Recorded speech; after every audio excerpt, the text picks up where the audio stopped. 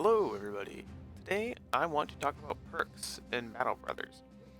I'm going to go through the perks. I will not be going through ones that I have not personally used. I have never used Executioner and I've never used Crippling Strike, so I don't think I can give you an accurate uh, value rating on them. I can tell you why I haven't used them. A lot of that's going to be opportunity cost. I can't fit Executioner in a build, or I can't fit Lone Wolf into a build because I'm picking other things on these characters. I'm not picking Fearsome because it used to suck and now it's been buffed, but my campaign is so old everyone's already level 11. So I don't want to. I will maybe briefly touch on them, but I won't be going through everything. I'll be going through a lot of the perks that I use a lot. So just wanted to get that disclaimer out of the way. Let's start with first row, I guess. Now we're going to start on the right. We're going to start with Student. Student is a great perk. Anybody that you think is going to get to level 11 should take Student. Anyone you care about should just get Student. There's no reason to not get Student. You get it back. Like if you take Student, when you get to level 11, you get two perks. You get your level 11 perk, and then you get your Student perk because your Student gets refunded. Anyone who you don't give a shit about, don't take Student because you don't actually get anything back out of it because they're not going to reach level 11. So there's no point to take Student. But otherwise, just take it. It's good. Recover. Recover is a great perk. I usually don't take Recover first. I would usually take Student first, or I would take Colossus first. Recover is something I usually take around level 9. I'll go up the perk tree on a frontliner, get to Battle Forged, maybe take Berserk, or I'll go Battle Forged and then Recover.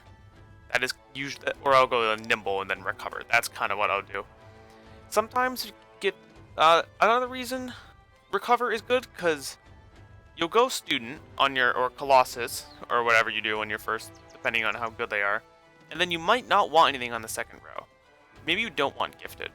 If you don't want Gifted and you don't want Quick Hands, and you're on an Archer, so you don't take Bullseye, you want to get to row 3, so then you might just take Recover early. That is another good reason about Recover.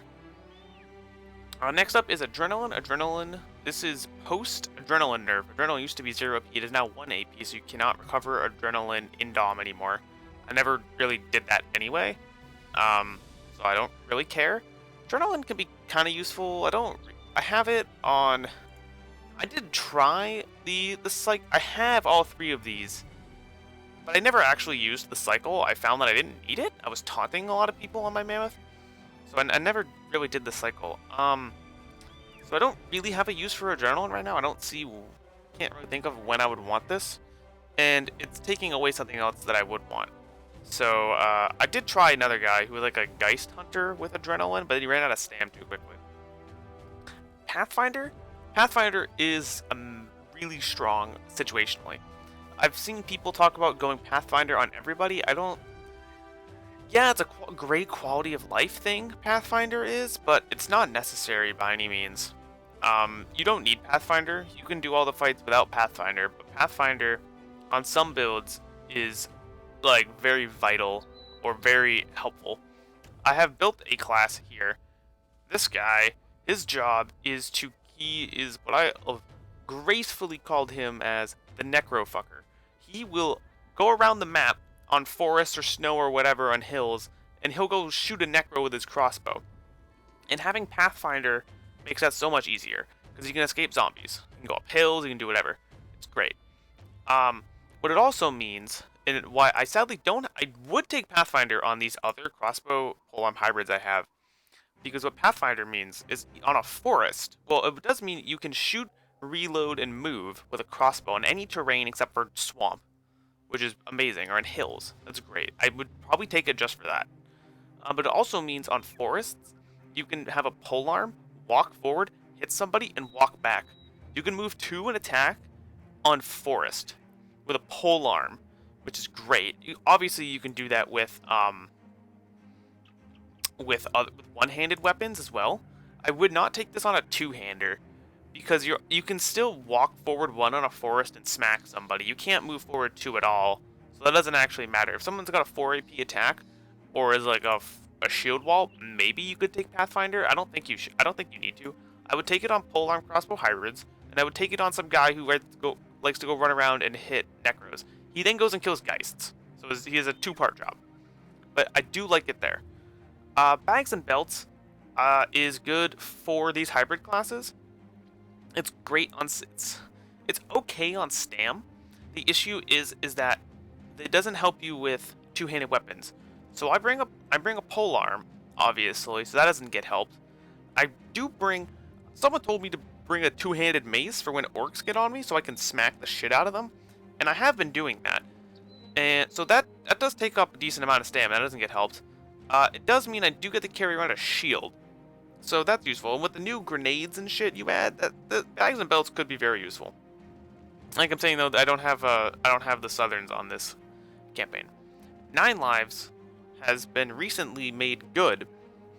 I would never take 9 lives on a character I care about, because 9 lives only helps you when you're dying. Someone once said, I think it was Filthy Robot. He's a great quote. Other perks help you so you don't die, so you don't have to use 9 lives. 9 lives helps you when it's too far gone. But 9 lives is good on fodder characters. If you're making a new character, like you start your game on day 2 and you find a guy with 47 melee attack and no stars, he's fucking useless. But he can take hits, and he can take more hits with 9 lives. Which is why 9 lives is an amazing first perk for fodder characters, because you're sure as shit not taking student on them. Colossus, everyone kind of knows about Colossus. Colossus is good. I always aim for a minimum 70 HP on a front line, and around, I kind of have to sacrifice and take 60 on these guys. Archers end up getting around 70, because I stopped leveling range attack, or range defense, eventually, range defense. So that's... Colossus can be useful on some characters. It can make it, like on this guy, I didn't want to have to level... That's the Bannerman. On this guy, I didn't want to have to level HP as well, so I just took Colossus so I could spend my perk points on stamina and melee defense. So it can kind of be a point saver as well. Next up, you have Crippling Strike. Haven't used this. I just haven't found the need to do it. There's weapons that lower, like Gash, like the scimitars, so I don't really, I haven't used this. Fast Adaptation is good. It's probably good on fodder characters, although I don't use it, really. I do like it on archers.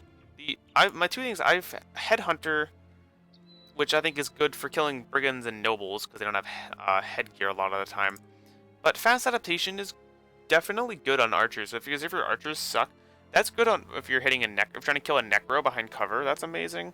You're trying to, if you shoot 10 shots like Geists, you might actually be able to hit them with Fast Adaptation. So, that's worth it just for that. Let's go to row 2. You have Gifted. Gifted, I think, is a very strong perk. I use it on a lot of early game characters. So, I have 2 types of early game characters. I have the Fodder Bro, the bro with 47 aim and no attack stars. So, he's fodder. He doesn't get gifted.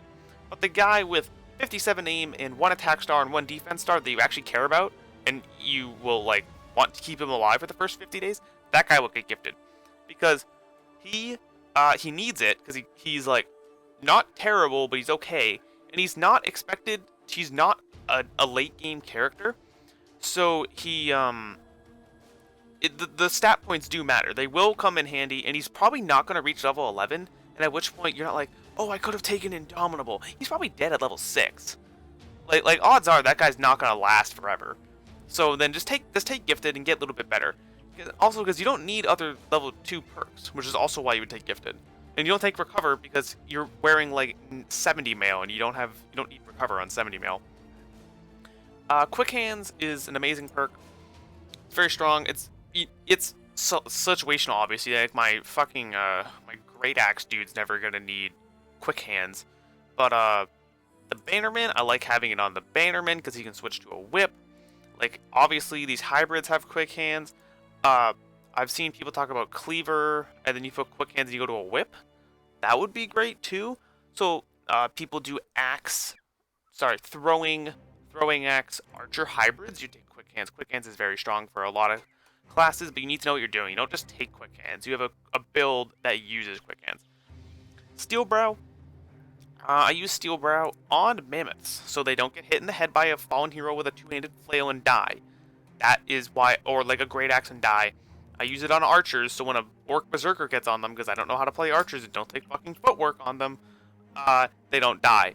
That is why Steel Barrow is good. I don't use it on other front lines. Maybe I should. Maybe I would drop Indomitable and take it. I don't really, or drop Gifted or Colossus and take Steel Brow. I haven't found that I needed Steel Brow, but it's certainly helpful. Next is Resilient. Resilient is probably best on Nimble Brothers, because what it does is it reduces stuff like Bleeding and Charmed to 1 turn. So, like, if a Nimble Brother takes no HP damage, but he takes full bleed damage, so if you take Resilient, you don't bleed out. But I don't build Nimble Brothers usually, I build Nimble Archers, but my Archer, if some guy's, like, got a Cleaver on my Archer, I'm already fucked. I'm already gonna rotate him out, or footwork him out. In which case, I don't want Resilient. This is just, like, it's not bad, I guess. Like, it's not like it's a bad perk, it's just worse than everything else you could be taking, so I don't use it. Fortified Mind is okay. I like it.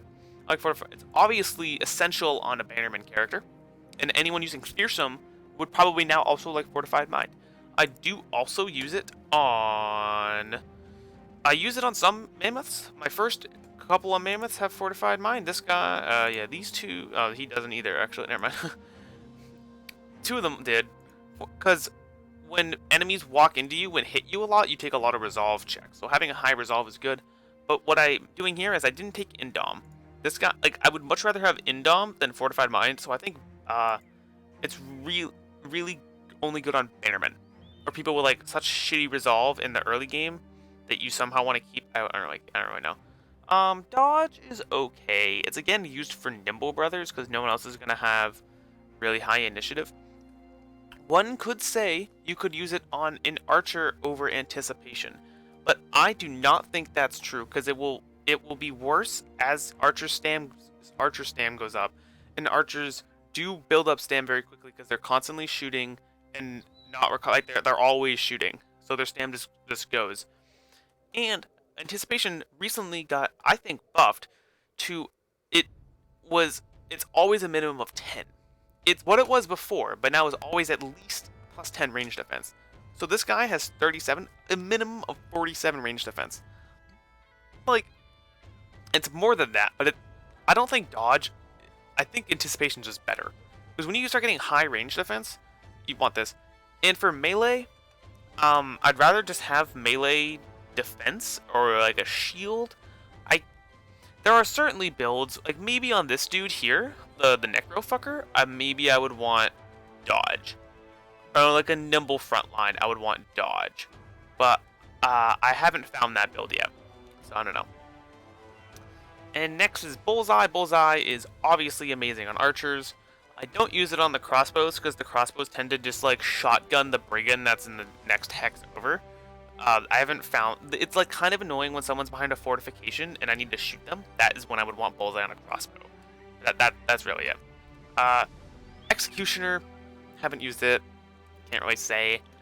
Alright, let's go over here. Backstabber. Backstabber's a cool perk. I don't use... I've toyed with the idea of giving everybody Backstabber just because negates underdog. So like Hedge Knights and Mercenaries or whatever who have underdog don't anymore. I think even like fucking Serpents have underdog, so that would be interesting. But I don't think it's necessary. I just don't think it's necessary, really. Like some people maybe put it on like back rank hybrids because the idea is that there's always a frontliner in front of them. But 103 aim, 105 aim, 98 aim, 108 aim. This guy, I just want to say, this guy got 100 aim before gifted, like just on a level 11. Fucking amazing. So maybe on early game hybrids you would want Backstabber, but by end game, I'm talking about end game builds here.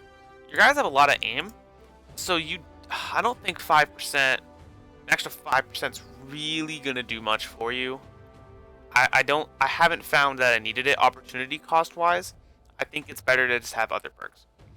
Let's go on to Anticipation. Great perk for archers, and that's about it. I don't think it's good on these hybrids. I guess it's good on these hybrids. These hybrids I've built with range defense, thinking they would get it a lot more because they're backliners. I prefer the melee defense, honestly, on these hybrids. Range defense is okay. Always having a minimum of 10 range defense. I guess you could just have that as like a dump perk, like a dump stat, but for a perk. But there's probably better things. I have other perks I would want to take on these guys than Anticipation. And I'm not taking it on a goddamn frontliner, but it's great on archers. So Anticipation is good for archers and about nothing else. Good perk, though. Shield Spec is great for mammoths, tanks. Amazing. Just min-max their defense. I have it on this dude, too. This is just like this guy, I took this from a build I saw, and he's like a mace spec, and then he gets hammers as well. It's like dual spec. It's kind of okay. Like, I don't think I really want it on it. What this has taught me is I don't want shield spec on anyone but people who are min-maxing, because it doesn't give you that much, but when you're min-maxing, you want everything. So, yeah, don't take it on your tanks. Brawny? Brawny is fucking fantastic. Anyone wearing heavy armor wants Brawny. Nimble people probably don't want Brawny because they're trying to have 15 as their max armor, because that's what you get from Nimble. And 30% of 15 is, what's that, 10% is 1.5, 4.5, round ups to 5. You get like 5 Stam. I don't think getting 5 Stam for a perk is fun. It's one level up. You're getting a third of what Gifted would give you with Brawny. So not worth it on Nimble, but on Battleforge definitely. Because this is 1941, that's 60, I'm getting 20 Stam. No, I'm at 60, 10, 10% is 18 Stam, sorry. 18 Stam back with this. This is amazing. Relentless. If you're going dodge, you want Relentless. If you're not going dodge, you don't want Relentless. It's like who the fuck cares? I didn't even know there was a initiative penalty to using the wait command until very recently. Like, with it, like, after 200 hours in the game, I didn't know that. Like, so that's how much it hasn't mattered to me that there's a command. And, like, who really cares? It's just not good. Rotate is one of the best skills in the game. Every single frontliner you build, every fodder character, every early frontline, every late frontline should have Rotate. No exceptions. Just have Rotate. It saves characters. It's so good for saving characters and for getting killed as well. Like with two-handers, you know, like you got this dude, he smacks him with the hammer, rotates, hits him with the axe. Like, that's great. The rotate is just a phenomenal skill. Rally, I only have Rally on my banner. It's very good. I don't build Resolve on other characters. Yeah, I could have it on the Mammoth with 87 Resolve, but he's doing other things. He doesn't have time to rally. He doesn't have the Stam to be rallying when he could be shield walling or taunting, or getting hit, which will increase Stam. The Bannerman this is like obviously essential to the Bannerman. Like, doesn't need to be said. But I have to go through it. And now Taunt. Taunt is another amazing ability. Taunt is good for mammoths because you know, we've definitely talked about this before. You taunt characters with shields so they don't shield wall, like Ancient Undead. That you taunt Ancient Undead pikes so the pikes hit the guy with 76 melee defense and not 30 melee defense. You taunt guys this dude here with 5 HP and like 35 armor remaining doesn't get nuked by the Orc Warrior. You use Taunt so often. You taunt Necro Savants. You taunt, like, all sorts of things. Taunt is a great perk.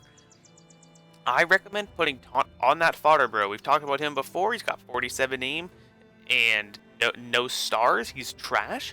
But the guy with 57 aim and 2 stars next to him, who's good, you don't want that guy dying. So you put Taunt on the shit tier bro. The shit tier bro taunts, takes the hits, has 9 lives, so he doesn't even die. And then you don't lose your good characters in the early game. That is why those are the 2 people I would take Taunt on. I think right now I am going to end this. This will be a part 1. You know, we got the beginning stuff. And then we'll go through weapons and the end tier perks in the next video, because otherwise this is going to be hella long. I'll see you guys in part 2. See you around.